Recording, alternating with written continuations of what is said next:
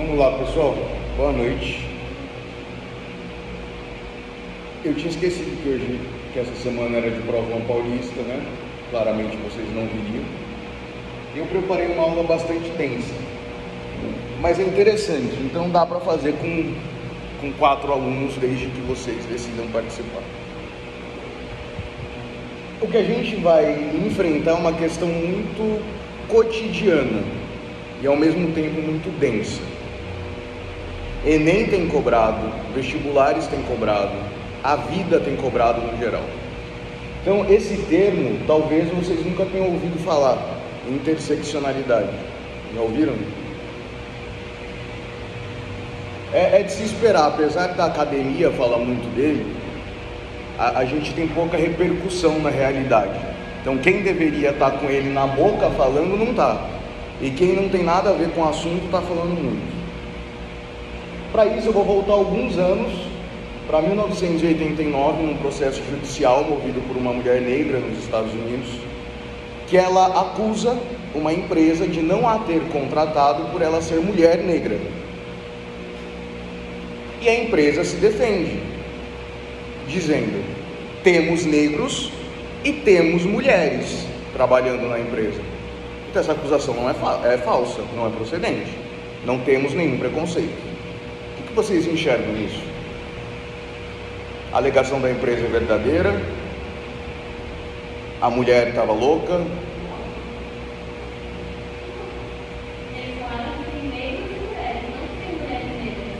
Você chegou no ponto da questão. É isso que a Kimberly Crenshaw escreve no primeiro artigo dela, e isso reverbera no mundo. Lembra da matemática?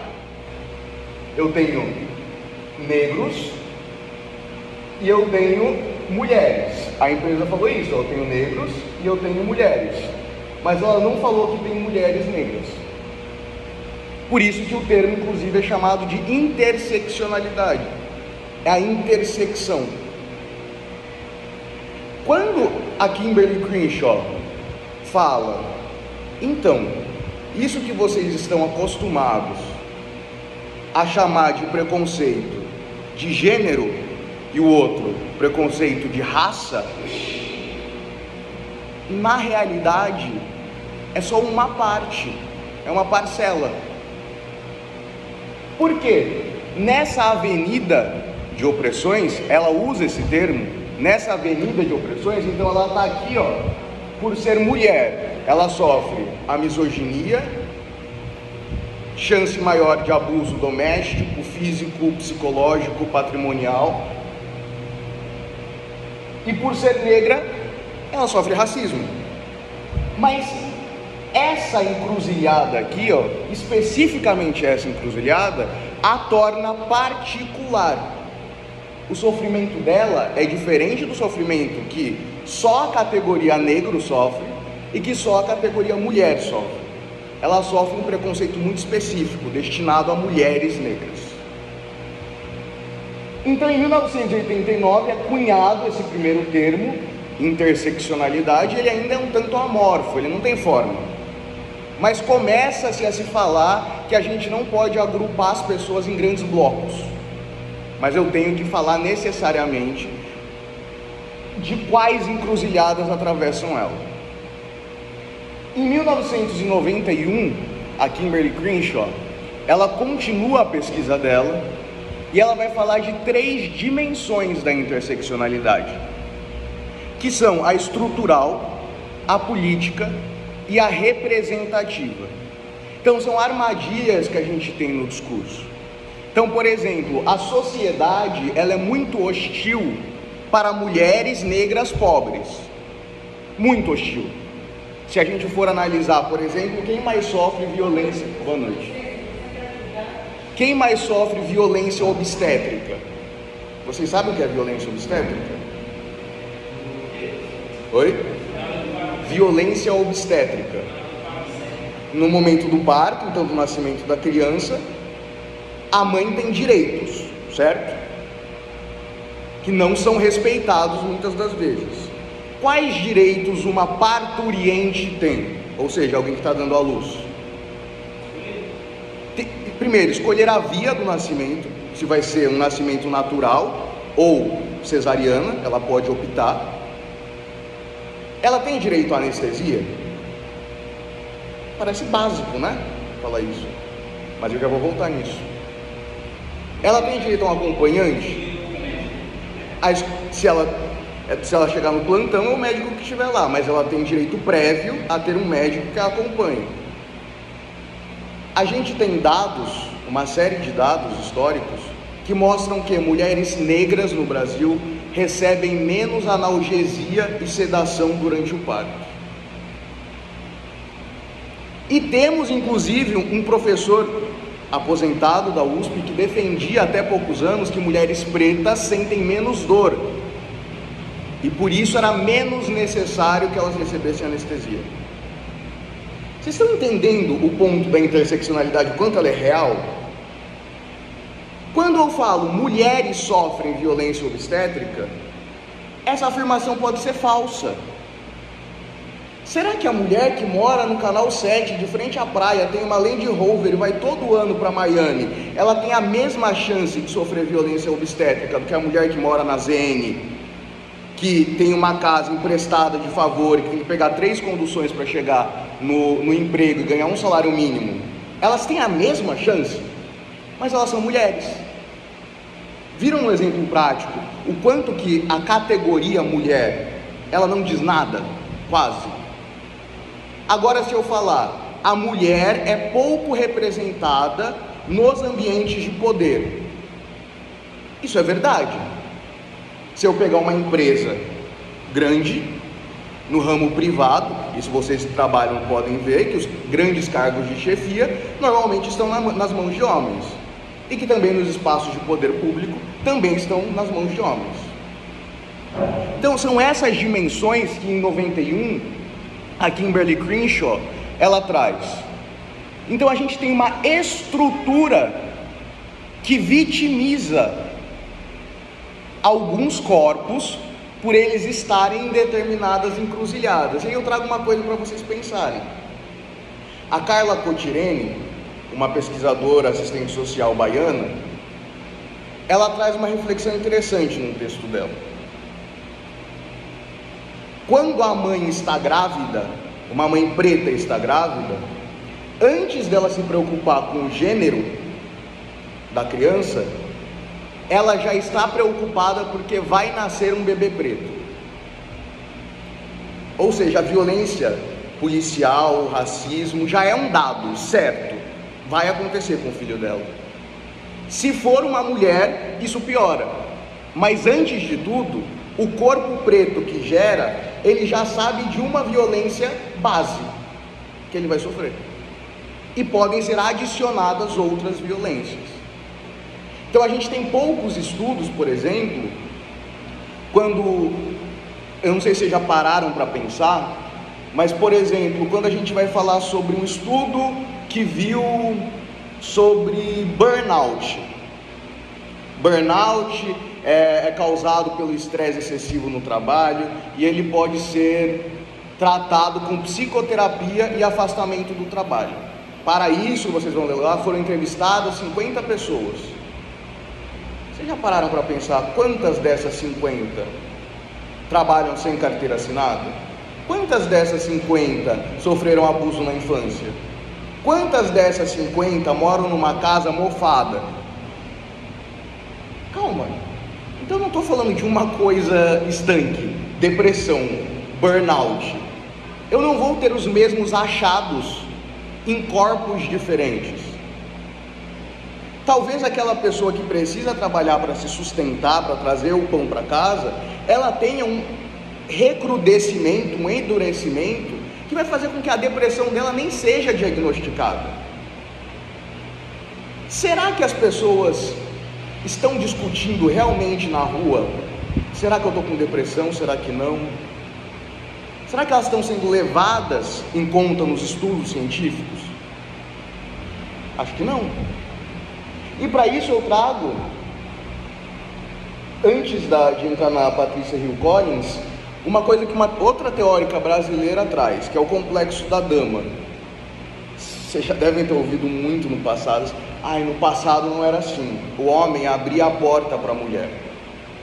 O homem que pedia a mão da mulher em casamento. A mulher, ela era delicada, enquanto o homem, ele era bruto e provedor. Será? Se eu voltar alguns cento e pouquinhos anos atrás, sim, tinha uma mulher que abria uma porta do carro para ela, mas tinha outra mulher que ela estava com as costas sangrando porque acabou de levar chicotada. De que mulher a gente está falando? Essa é a pergunta que a Sueli Carneiro faz. Quando eu falo categoria mulher, eu estou falando de que mulher? De que cavalheirismo é esse? Porque o corpo preto sempre esteve num lugar, da senzala. Será que hoje em dia, o imaginário popular, que foi porque a gente já teve essa aula, inclusive, essa ocupação sociogeográfica, as pessoas pretas vieram de um histórico de escravidão e foram levadas para a pobreza, como se fosse algo natural, mas não tem nada de natural nisso. Elas foram empurradas para as margens. E quando elas estão nas margens, elas não têm esse referencial da dama. Elas começam a desenvolver o que colocaram na cabeça delas. O que colocaram na cabeça delas? Vocês já devem ter ouvido falar das amas, né? Ou dos estupros que aconteciam, porque o marido saía da casa grande, ia na senzala, pegava as escravas mais jovens e forçava elas a fazerem sexo com eles, né? O ato do estupro, a violência. E quando elas engravidavam, por vezes, daquele menino que não era nem preto nem branco, estava no meio do caminho, que foi chamado de pardo depois, ele tinha uma condição de passagem entre a casa grande e a senzala. Ele não seria um futuro escravo, mas ele também não seria um futuro herdeiro. E ela se tornava, porque ela produzia leite, e por vezes a mãe branca não, a ama de leite das crianças da casa grande, inclusive do filho dela. Nossa, será que o funk tem a ver?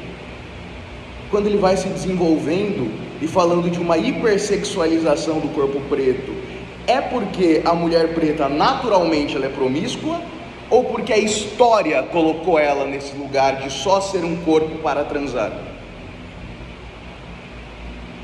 Por isso que no começo da aula eu falei, quem devia estar discutindo isso não está, porque isso virou assunto de universidade, isso não virou assunto de ônibus, e a gente vai chegar no final nisso.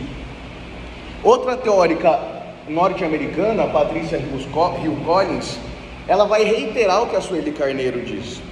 A gente precisa endereçar a que mulher serve isso.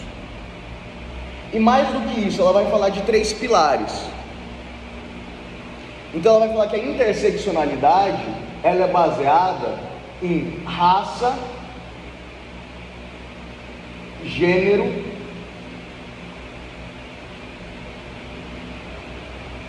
e eu vou colocar aqui, atualizando mais para hoje, condição econômica. Então, quando a gente fala de raça, a raça, ela está muitas vezes no olhar do outro. Essa é uma discussão muito ampla que a Carla Cotirene traz. Quem é preto e quem não é? Vocês já devem ter visto para vestibular, para concurso, não tem aquela heteroidentificação? Você tem que mandar uma foto sua? Calma, então não é autoidentificação, autodeclaração. É hétero. O que é hétero? Vem do grego diferente. Então você pode se achar negra, mas eu olho para você e falo, não é. Olha isso, a raça é um informativo do outro. Será que você sofreria violência? Essa é a pergunta que se está fazendo. Então o lugar do preto, que inclusive é um livro da Lélia Gonzalez, é aquele que colocam ele. Então a raça é um informativo externo do outro. Então, por exemplo, uma pessoa branca, de cabelo liso e olho azul, talvez ela não esteja marcada por preconceito. Mas e uma pessoa branca com cabelo crespo? Ela está aqui dentro da raça, mas ela pode se chamar de preta? Essa é uma discussão que a gente tem, está até nos tribunais.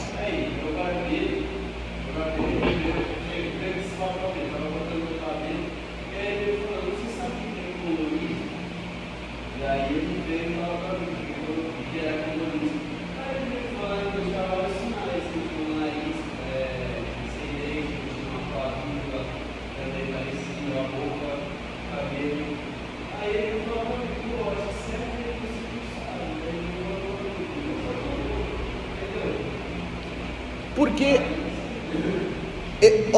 esse conceito que você trouxe é ótimo, colorismo. Temos negros indubitáveis, que são os pretos retintos. Então você olha, a pele claramente ela é diferente. Mas temos traços de distinção. Então, como eu falei, esse processo de miscigenação do Brasil, ele foi pegando características negroides e diluindo numa pele mais clara. Inclusive o Brasil teve uma campanha de embranquecimento, em que era legal o casamento entre pessoas de etnias, de raças diferentes, para que a gente fosse diluindo aquela pele preta. É a aula de genética que a gente teve há 2 semanas, lembra? Eu vou colocando aqui o alelo negro, o alelo branco. Já não é mais só branco nem só preto. Eu vou criando esse caráter pardo dentro do Brasil. Aí a gente vem para o colorismo. Então, quando eu vou diluindo essa cor, eu não consigo diluir muitas características. Então o cabelo fica, o nariz negroide fica, o padrão de ganho de massa muscular, dados totalmente biológicos. Mas aí vem uma questão sociológica. Isso te endereça a algum lugar? Essa é uma pergunta muito própria, porque a gente foi perdendo nossas raízes. Então talvez quando pergunta, muitas vezes a figura mais masculina, né? O pai, o avô, o bisavô, quem era? O que acreditava? Como você se identifica ou não se identifica com essa comunidade? Então, por exemplo, eu acho difícil que o cabelo dela encaracolado vá endereçá-la a um lugar de pessoa preta, mas eu acho muito mais simples, por exemplo, colocar você que tem uma pele branca como uma pessoa que está numa condição negra por características fenotípicas, que a sociedade vai endereçar preconceitos. Então, é essa individualização que não é preto no branco, não é simples.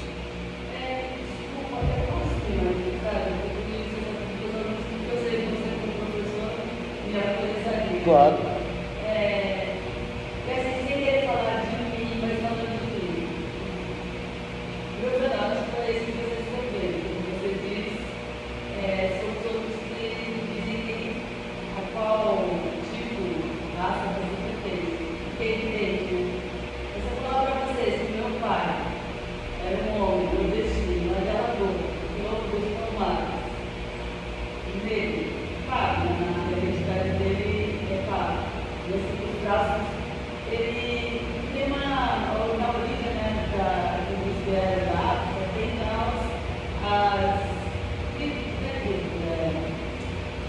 temos etnias diferentes. Certo? E também como é altíssimo, top,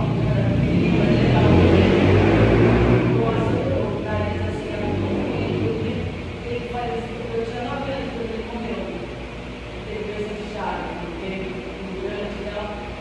Ele tinha uma sobrancelha separada, assim, bem separada, bem delineada, com olhos angulados, inchados, cabelo frisado,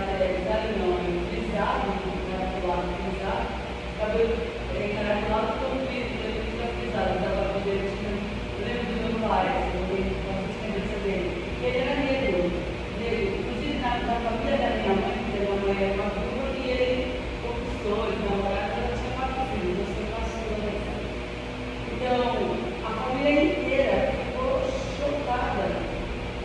assim, foi a escolha da minha mãe, que um ou quatro filhos se voltando como um rapaz, naquela época, rapaz, lá do norte, notista, não, mas é porque tem japonês, coreano, japonês, é tudo japonês, não é? Então, antigamente se falava notista, não nordestino, então, eu nunca vivi essa condição de.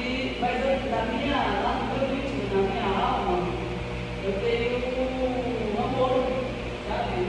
Pela história, pela dor, pelo sofrimento mesmo. Assim. Eu não vivi isso, porque daí a minha programa estava aqui, na programa da Litoral para Santos, na década de 60, e é claro que eu tenho esse uma menina adolescente óbvio, mas eu nunca vivi nada parecido com preconceito, com nada disso. Mas eu sei que eu sou a prova viva dessa história brasileira. Sim. Dessa miscigenação, eu quero dizer. Mas o povo, se encontrando com o povo, com essa expressão mas assim, é gente lidando com gente que aqui, para nós brasileiros, não está tentando nada. As pessoas se encontravam e quem realmente colocava essa limitação era a questão social mesmo, era o outro olhando, no caso da minha mãe viúva, se relacionando com aquele moço que era um migrante que tinha acabado de chegar aqui no sul, né? Veio no Paulo da Arara, veio com os primos, trabalhar no litoral. Então eu nem posso falar dessa história, porque se eu falar disso, as pessoas vão falar que eu estou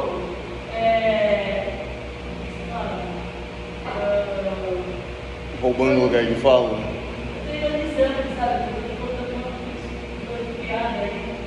Não é isso. Não posso ser telefone, eu sou filho do meu pai era negro. Eu filho, se eu quisesse, eu tenho segredo, eu sou indígena. Posso, porque o norte fez esse voltar. E essa é uma limitação e uma colocação em um lugar na ordem social que coloca o outro, não é? Sim. Por conta da sua aparência, do seu fenótipo mesmo. Tanto que em níveis biológicos, a gente tem um grande problema que foi justamente o darwinismo social. Então, pegar uma régua e dizer assim, isso é preto, isso não é. Isso é negro, isso não é. A gente tem um problema aí. Mas também a gente não pode aceitar casos como de pessoas claramente brancas que conseguiram vagas em concursos públicos ou em vestibulares falando que elas são negras.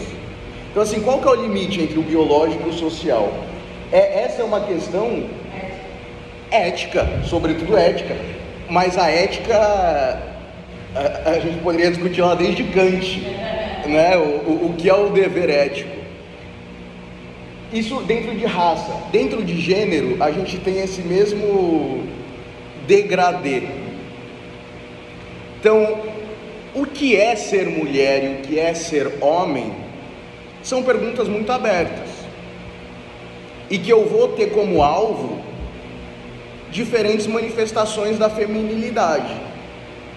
Então, por exemplo, aquela menina mais fofinha, mais Barbie, ela é vista como incapaz, insuficiente, com essa voz, quer ser engenheira, como? Vai chegar na obra e vai falar com o pedreiro de que forma? E aquela menina que tem o cabelo curto, sapatona, que é isso? Não é mulher.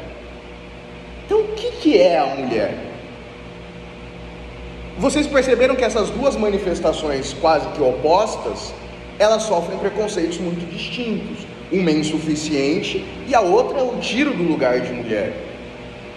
Então esse gênero aqui, ele me informa também o que eu sinto, o que eu performo e como o outro me vê. E esse outro, ele é marcado pela história. Então a gente tem, por exemplo, falando de um contexto brasileiro ou de América Latina, uma colonização pela Igreja Católica. Então a pergunta sempre é: o que o cristianismo vê como mulher e o que o cristianismo vê como homem? Aí a gente entra, essa seria uma aula à parte, porque eu amo essa definição. Na década de 60, principalmente no Brasil, algumas pessoas ganham lugar na mídia, na grande mídia, falam: vocês não falam que quem nasce com pênis é homem? Então, eu sou homem, mas eu gosto de usar salto alto, usar maquiagem e ter um nome, sei lá, Sheila. Na sua definição, eu não sou homem nem mulher, eu sou travesti. Já pararam para pensar que no inglês não existe a tradução para o travesti? Qual é a tradução? Transsexual? Não, trans é outra coisa. Trans, eu faço a migração, a redesignação. A identidade travesti, ela não está comprometida com o binário. Mais uma opressão para gênero. Então, sendo mulher, você tem preconceito. O homem também vai sofrer a opressão, que a gente tem que lembrar que a opressão masculina, ela está situada, por exemplo, quem mais se mata é homem. Por quê? Porque não é visto que o homem pode sentir, que ele pode ter sentimentos, que ele pode querer, que ele pode desejar, que ele pode ser menos bruto, ele pode querer colo. Então a gente tem como resultado suicídio. Então a gente não pode pensar só que existe um preconceito contra o feminino, mas contra o masculino também, que são as opressões. E quando eu coloco a condição econômica aqui, esse jogo ele fica mais interessante. Todo mundo aqui conheceu a Glória Maria, né? Apresentadora do Fantástico, jornalista. Se não conhecer, depois vocês vão ver a cara dela, vocês vão ver que já ouviram falar. A Glória Maria fala na década de 90 que ela, rica já, morando em São Conrado, de frente para o mar, no Rio de Janeiro, que é um bairro que são praticamente 3 quadras de bairro, todos os moradores dali são ricos, porque são condomínios de alto padrão. Ela já morando lá, teve uma projeção que todo mundo via ela na televisão.